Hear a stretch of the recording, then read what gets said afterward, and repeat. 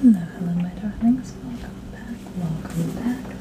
We are going to continue in our element series by talking about fire moving around the circle in order. Now that means we're going from east to south per our compass. My entire altar here faces south, or my back wall. It is represented by summer, of course. That's the hottest time of year. We are going into summer right now in the northern hemisphere. So we are hitting fire's peak time of year. It is often most represented by noon or the early afternoon when the sun is at its peak. It is ruled by Aries, Leo, and Sagittarius, or those are the signs that it rules over when we're speaking astrologically. And as far as planetary connotations, we have, of course, the sun and also Mars, the planet of war. As far as chakras, which I forgot to mention during the air video, the solar plexus chakra is associated with fire. And the chakra notations will be important to know going forward because this is going to culminate in a wide work on balancing the elements. As far as colors, we have, of course, what you would expect: red, orange, gold, and white, colors that you see often in flames themselves. And when we're talking about invoking, we have, of course, incense, the smoke of which is produced by fire. We have, of course, candles. Candles are our living, slow-burning flame that allows us to bring it quickly, easily, and controlled to our circles and our altars. But then we also have some you may not think of immediately: beeswax, which can often be used to make candles, but is also often used for soaps and other household products. Of course, burning herbs, Himalayan salt, athames, and swords. Now, athames and swords are because fire is often seen as angry, but it is not just through anger that we use swords or daggers. It is also for passion, for love, for that inner burning and yearning that we feel to protect the ones that we care most for. Fire is also the inner drive that tells us to reach for our dreams, that gives us what we need to go ahead and reach for them. It is also a symbol of wisdom and a symbol of our own inner light, being that fire gives us light and sun's energy. Our inner light, our guiding compass, comes from fire.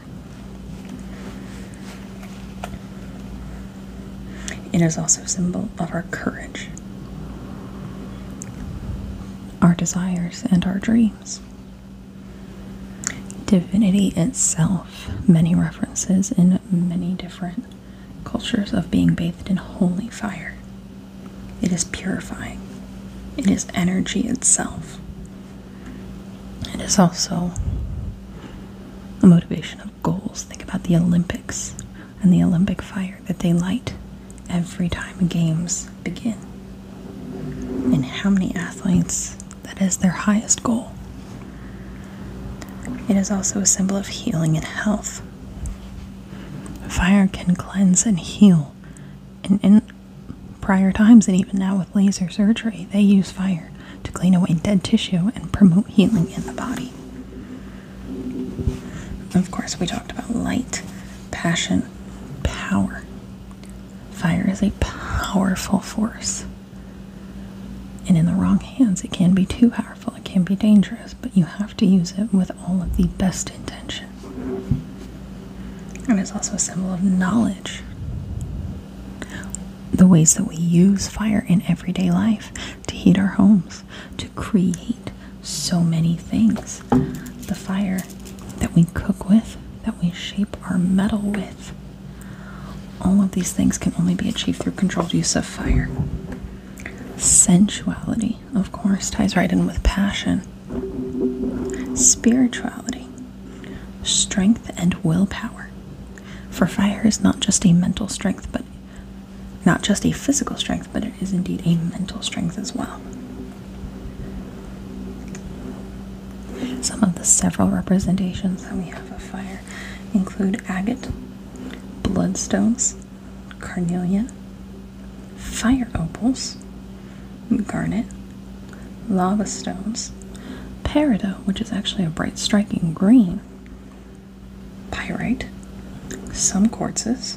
It all depends on color with quartz. Quartz can be used to represent many, many things and have many, many connotations. Red jasper, like what I have here. Rubies, sunstone, of course, and tiger's eye. My worry stone is tiger's eye.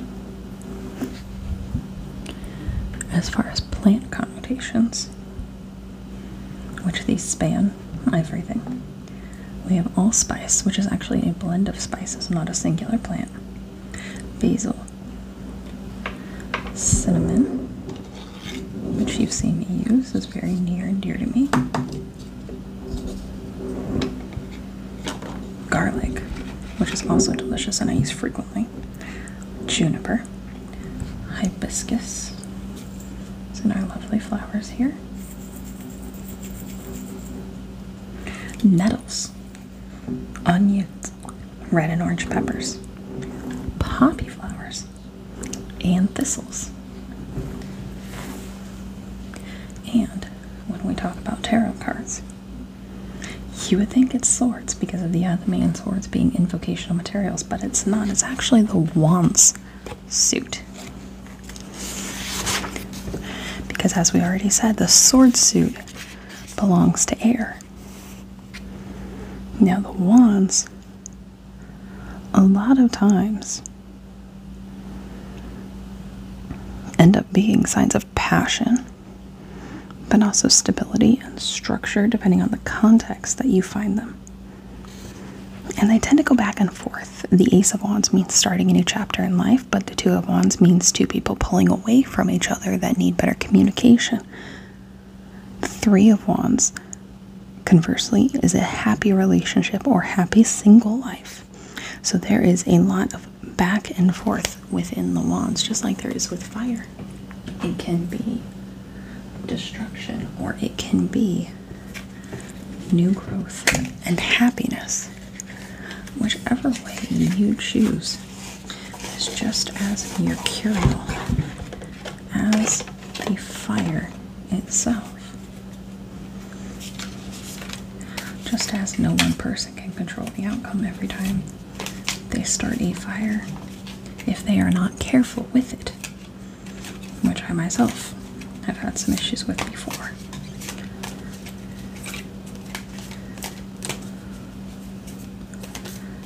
Fire itself is such a versatile element, it cannot be tamed. All the different ways that we see it in the world. Wildfire started from a spark of lightning. Lava, that slow flow of magma down the side of a volcano. It is fire, pure and simple, but fire mixed with earth, something that takes its time to change. The fire speeds up the change and has its own control and direction, and is very hard to interpret. And immediately Four of Wands comes up.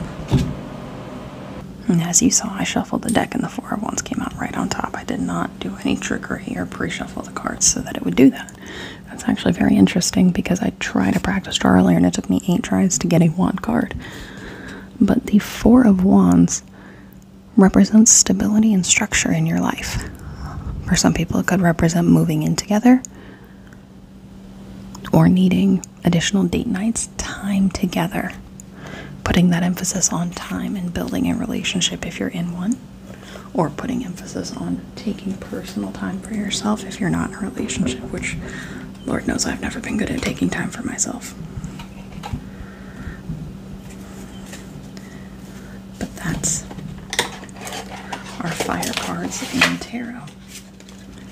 There's always 2 streets to it, the same way that there's always 2 meanings for fire. And as far as balance, as I've often said before, fire is very limited in my chart. I have, I think, 1 altogether of my placements is in a fire sign, maybe 2 max, and for my entire chart being as diverse as it is, that's a little odd. And they're far spaced out planets, so they're not. I don't think it's my Mars sign. I'd have to look again. But I realized, and this is the funny thing, my cat was born mid to late July. And yes, she's a barn cat, but I know this for a fact because my best friend, who's the one that got her for me, essentially was the one who was there during the birth. So my cat's a Leo. So the universe and the, what's it called? The intergalactic cat distribution system definitely knew I needed a fire sign to balance out the rest of me and gave me her. And she is a sassy little munchkin, just like you would expect from a fire sign, for sure. All the energy in the world. Super talkative. The fact that she isn't noisier during my videos is honestly shocking, because she usually has a lot to say about a lot of things. But that is fire in a nutshell. So take that fire that burns deep within your belly, embrace it, and use it to go for what you are after in life. You are capable of achieving great things. I believe in you wholeheartedly, and I am so proud of everything you've accomplished.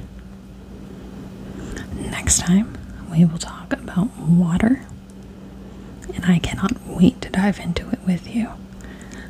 Oh gosh, that was a terrible pun. I'm so sorry about that. Anyway, I love you so very much. Have a wonderful night. And thank you for stopping by.